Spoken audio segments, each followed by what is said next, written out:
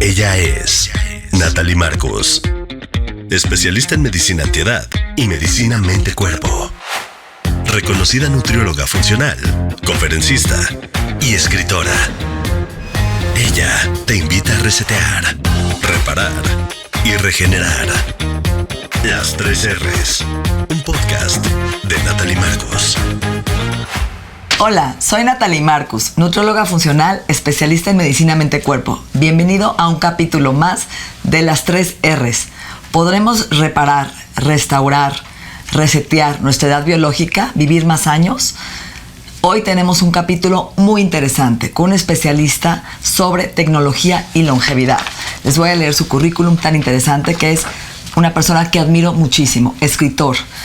Sergey Young, founder, Longevity Vision Fund. Sergey Young is a longevity investor and visionary with a mission to extend healthy lifespan of at least 1 billion people. O sea, su misión es extender para más de 1 millón de personas la longevidad. Y para esto ha creado un fondo de longevidad para extender nuestra vida con tecnología de vanguardia.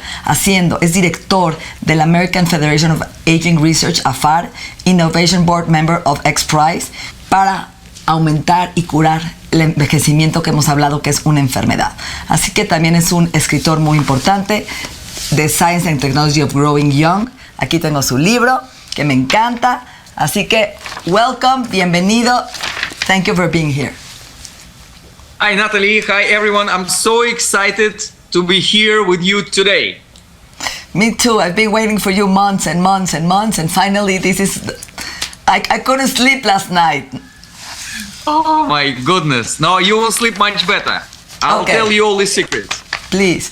Okay, so the first question I want to ask you, that in your book, Growing Young, you talk about technology. What should we invest our money in technology for lifespan? In today's world, Natalie, we have a very expensive version of medicine. So healthcare is super expensive, and unfortunately, in many countries, healthcare is not efficient. Like, if you look at the US, your neighbor from the north, United States of America, they spend 18% of their GDP on healthcare, okay? And the average lifespan in America is decreasing. So this is not an efficient system. So that's one. Second, I actually think healthcare should be based on technology, should be based on science, and should be affordable, accessible for everyone. So what I do through my fund, it's called Longevity Vision Fund, I actually invest these technologies, which will help us to democratize healthcare. Okay. Like almost every investment that we make will bring improvement against current cost by 20, 50, not percent times. Imagine if healthcare gonna be 20, 50 times less expensive, and it's gonna be super efficient. That's amazing. That's why we need to invest there. And yes. Yeah, every time we do something in terms of investment, like early diagnostic of cancer, like we invested in the early cancer diagnostic tests, which cost 10, 20 times less than the current practice. And current practice is gastroscopy and colonoscopy, right? It's bloody unpleasant, okay? And it's bloody expensive. So we need to democratize. Now you give a little bit of your blood, they do the screening of your blood with the use of artificial intelligence, because they trained the artificial intelligence on 100,000 samples, and they can make early detection of 50 different cancer types. That's amazing. Wow. It's only for $200. So, and that's just one of the example. In the course of today's conversation, I'll give you more and more examples like that. Affordable ultrasound devices, organ regeneration, longevity in appeal, and I can go on and on. And you're talking about preventive medicine. That's the thing also. So it's important, because we are not we are not used to doing this. We go to emergency medicine, I agree. Can I add to that? Yes, please. Yeah. Look, it's actually much cheaper and more efficient and better for humans to prevent diseases. Yes. Just few figures, like if you do an early cancer diagnostic, and cancer is important, it's 1 out of 4 people after age of 50 die from cancer. So if you do early cancer diagnostic, your chances to recover for majority of cancer types these days is from 93 to 100%. That's amazing, right? Amazing. You can live, you can sustain the quality of your life. But if this is late stage cancer, well, let's take colon cancer as an example. Yeah, stage 4 colon cancer. Colon cancer. At the best, it's 20 to 23% of people will survive from that. So that's clear. I mean, we need to be as preventive as possible. We need to be not focusing on symptoms when something is already in a painful condition and then we try to treat it. We need to be much more preventive. This is what we do with our cars. This is the last, thing on this. The funny thing and then the sad thing that we spend on our cars more money and time that we spent on our health. You're so right. We need to change that perspective. You're so right, because patients don't even want to wait in the office, but they can wait for a plane if the plane in the airport 5 hours, but they can't wait for a preventive functional consultation. They get angry, they leave, they don't want to go do the checkup, they don't want to invest in their own well-being. And that's where I want to talk to you about this next question. What is the future of wellness and health to live longer and better? What is expected to happen in the future years with your technological breakthroughs that you talk in this marvelous book? Yeah. So when like in the book, I have few horizons, right? Few different time moments when we can enjoy longer living. So there is something about now, what we can do today. So today it's much more holistic medicine. It's your lifestyle changes, your diet changes, in being more mentally healthy, sleeping more, meditation, diet, lifestyle, etc. Plus 2 more technological things. One is medical screening. It's extremely important, as we just discussed with you.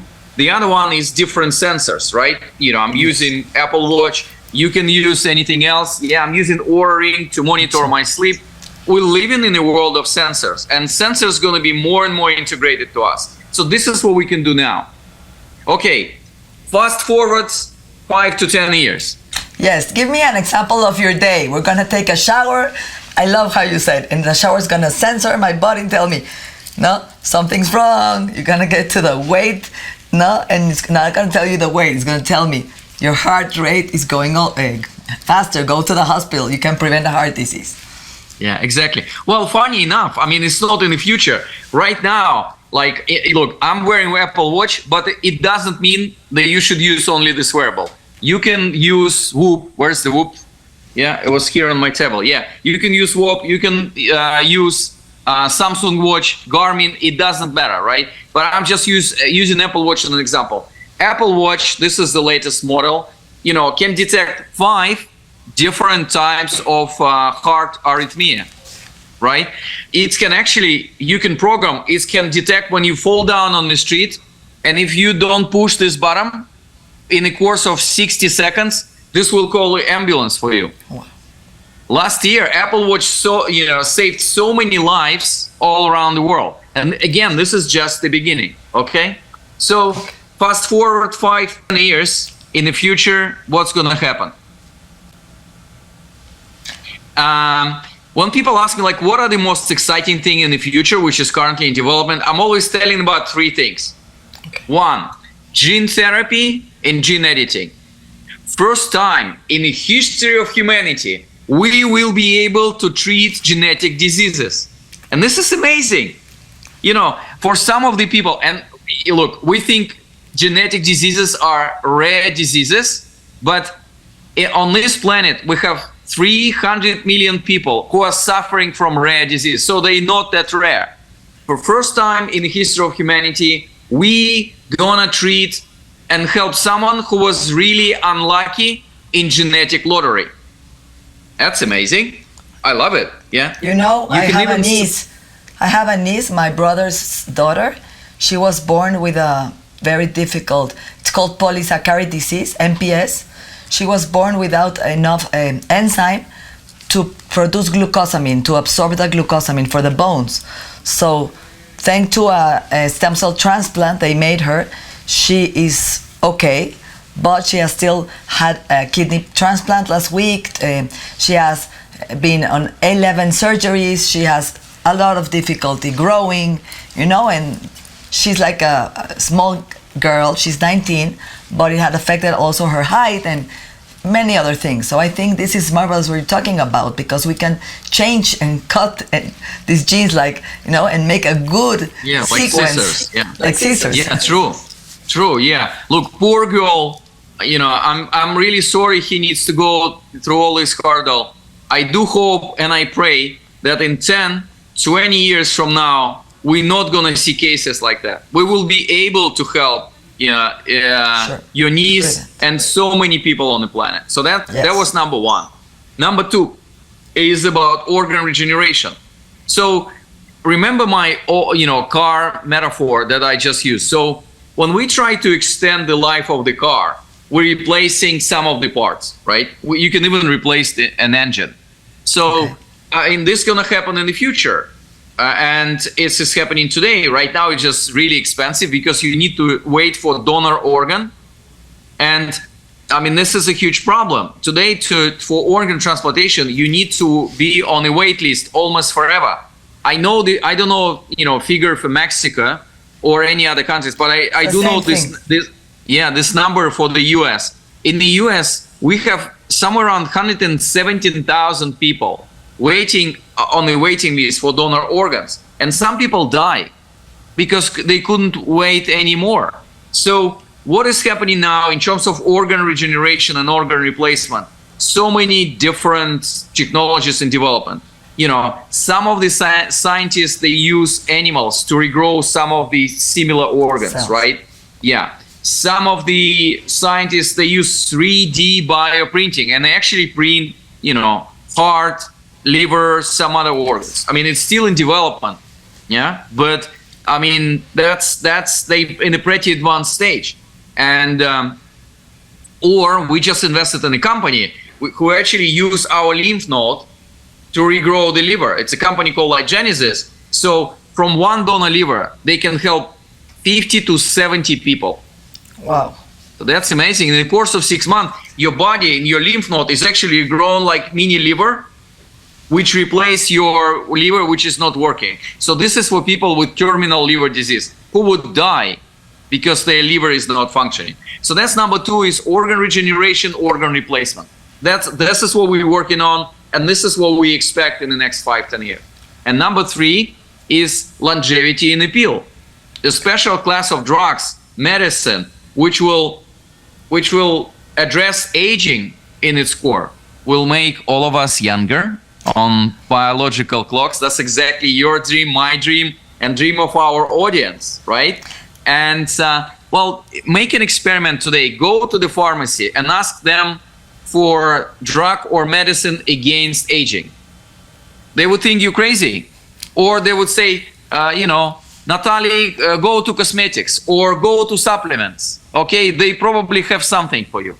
Come on, this is counterintuitive because what is happening when aging clocks start to work in our body, like from the age of 40, 45, 50, we start to age. The probability of catching, bad disease like, cancer, heart disease, diabetes, neurodegenerative disease increase exponentially 20, 50 times. Okay, so we need to address aging. I don't want to work on symptoms. I want to address the disease and its core.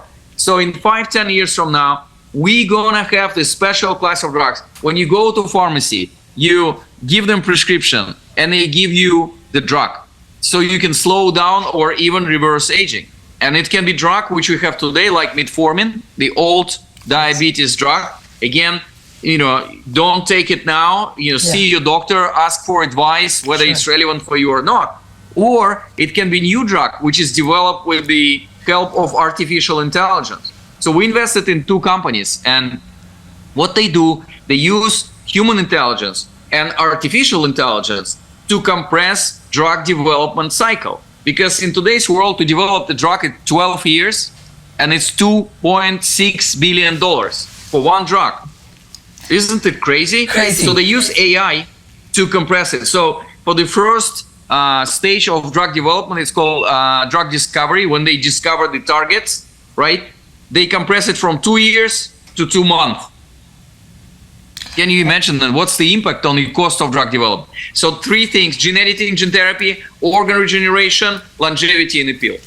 And are you taking rapamycin or no? No, look, I'm 51, okay? Okay. So I'm still 51. waiting. Yeah, really? Yes? Okay, this is great. You're my sister. Of course, Russian sister. Look, so not yet. I'm not taking rapamycin. I'm not taking metformin yet, okay? I am. With the lifestyle intervention that I have now, I think I'm okay, but I'm doing regular medical screening, like the small one every quarter. Actually, it's happening tomorrow morning, and the bigger one I do once a year. This year, it's gonna be March 23rd in California, in next to San Diego, in Human Longevity Center. So whenever it's a time, I'm happy to take rapamycin, metformin, but again, I just want to wait a little bit and fight with the means that I have. Okay, so we can take rapamycin, metformin, we can take a lot of screening on tests, but what about the longevity mindset? It's very important. I think if we don't have this vision, like you and me, that we want to live more, and for what do I want to live more? Because some people don't want to live more because they don't like their lives, they're not happy, they don't have money enough to live so many years. So what should be the mindset for longevity? Okay, so look, as you know, and all of our audience know, the mindset is like your set of beliefs, right? This is what you believe in, and it's actually define your choices in life, okay? And so what do we need to have? What do we need to believe here to be much more, so to live longer, healthy, and happier life? Number one, and we already touched on this a little bit today, is that we should not focus on symptoms only. If you have the symptoms of disease today, that means that you've been late in terms of diagnostic. You'll be solving a huge fire rather than solving a small fire which is just starting, okay? So do a diagnostic. Natalia, I don't know if you heard this. What I usually say, the most important day of your life every year is not your birthday. Is the day of your medical screening. Okay. Okay, so that's very important. Wow. So we need to focus on the origins of the diseases, how healthy our body, our mind, what is our diet, what is our physical routine, what is our mental routines and rituals. So that's extremely important. So that's one. Second, you need to establish relationship with doctors, okay? Because think about this. Almost all of us delegated all our health decisions to some other parties. Big food, like food producers, big pharma, drug producers, doctors, hospitals, pharmacies, etc. But we need to take responsibility for our own health. I mean, you don't need to become doctor, but you need to be part of this dialogue. And if you have really difficult, situation, you need to consult. You need to find, friends, second opinion. You need to dig into that. Look, we have an internet these days. Just bloody read on internet what is happening with you. What are the optionalities to treat your own diseases or your own risk factors as well? So don't eliminate yourself from decision making when you go through your own health journey, and establish friendly relationship with doctors, right? Ideally, it's going to be number of doctors who knows you through the years, not new doctor every time. So the third thing is we just need to realize that it's not always you need to take the drug to heal yourself. Some of the diseases is you're perfectly capable to heal through lifestyle changes. Like I have high cholesterol problem. This is where 7 years ago, this is where my health and longevity journey started. And I asked, so doctor told me, Sergey, these are the statins, the type of drugs. You need to take it every day. And I'm like, no problem. For 30 days or for 60 days? They said, no. For every day for the rest of your life. And I'm like, okay, I'm done. Tell me what is the alternatives. I don't want to take the statins. I don't want to take the drug, till the rest of my life. How I can change it? And they said, change your diet, change your physical exercise routine, like add physical exercise, and use some supplements like omega-3, like a fish oil. Okay? And I'm like, continue. And they're like, that's it. I couldn't believe my ears. So our body is an amazing machine invented by God and Mother Nature. Okay? Yes. Use it. If you're facing cancer risk, don't try to fight on your own. Ask other people to help, like doctors, specialists, etc. But for some of the things, start with simple changes in more healthy diet, more healthy physical exercise routine, some supplement if you want to experiment with this and see what happens. A body it will respond in an amazing way. We have these self-healing capabilities built in our body by Mother Nature. And I think it's very much in line with your messages, with what you actually telling your audience, right? And teaching them to do. And number 4 and number 5. Number 4 is food can be our remedy and can be our poison, okay? Sure. Especially in these days when we have so many industrial foods around us. Like if you go to the supermarket and you look at fish and meat, not all, some of them should have a label poison because of this so many antibiotics, growth hormones, E. coli bacteria, which is there. So be careful, be mindful in your food choices. And then finally, believe in a younger version of yourself. Okay? Every morning I start my day with a little mantra. But I'm saying, I'm gonna live to 200 years in a body of 25 years young man. Okay?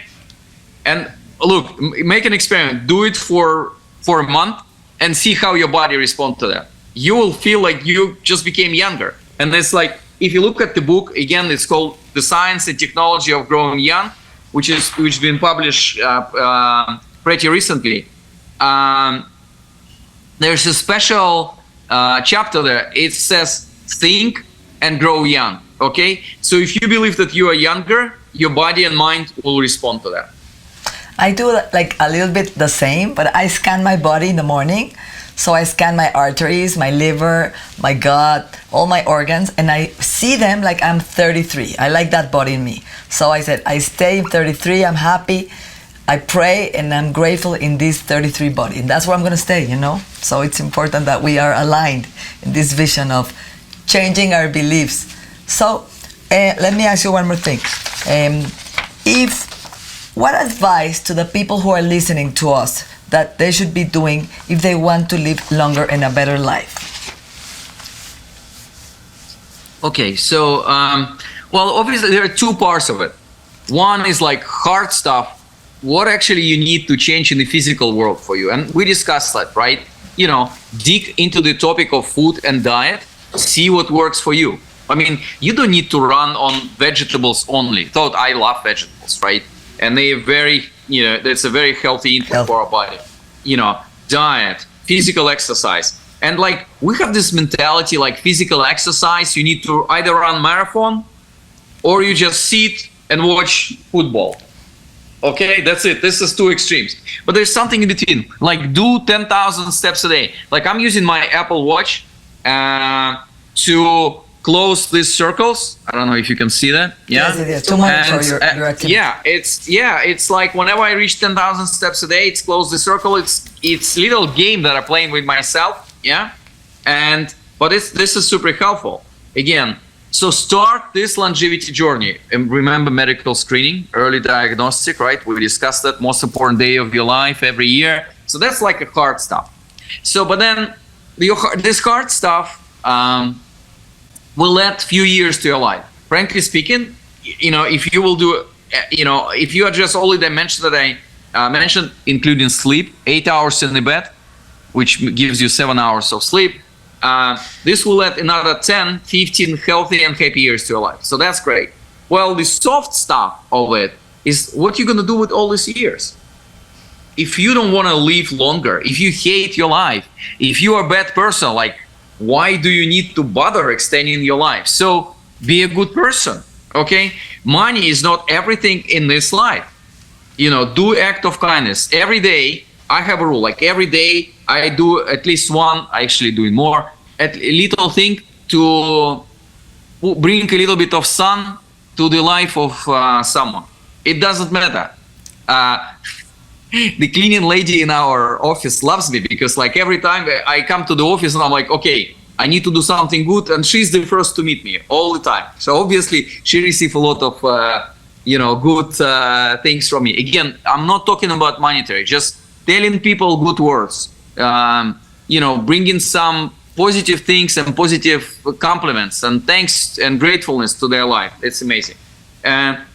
So give to the people more than you take, be a kind person, and you will really enjoy your life. This is the secret of happiness. So it's not only adding the quantity of your years, but also managing and adding the quality to your years.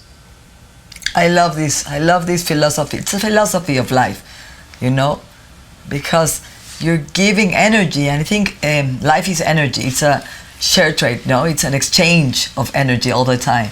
So when I tell my children, if you go to the cinema, you have to leave it before it was when you came, cleaner. So everything you have to improve it, and I think it's something I believe in, no? Yeah, it's a rule of life. Yeah, it's a rule of life, exactly. Yeah, I agree. So to finalize this conversation that is so interesting, Sergey, what could give me like an advice, a trick, a tip, something that I should be doing? Like, Natalie, you cannot, if you want to live 150, 100 years, you must be doing or taking this. Besides the prevention, like a tip, like I take resveratrol, I take NMN, I do a Mediterranean diet, I take the light in the morning, my biohackers, I go to sauna, I detoxify, I breathe, I meditate, no? Yeah. How many hours of sleep do you have every night? 7, I try to have 7 to 8. Okay, this is great. That's amazing. You're already on the right track. So for our audience, sex, let's talk about sex. What do you think? It's important also. Yeah, it is it is important. I'm a father of 4 kids. Wow. Okay? Me 3. Yeah, so that's essential part of it. No, actually, hormones. Sleep and sex is an extremely powerful way to regulate your hormones. Yes. And your hormones going to define not only your physical health, but your mental health as well. Frankly speaking, I do remember, I have a friend, his name is Jack. He is the founder of Longevity Clinic in London. So first time we met, I asked him exactly this question. I'm like, Jack, you are in this field for so many years. Tell me one secret, okay? Just one thing. Don't tell me 10 longevity choices by Sergey Young. Give me one thing.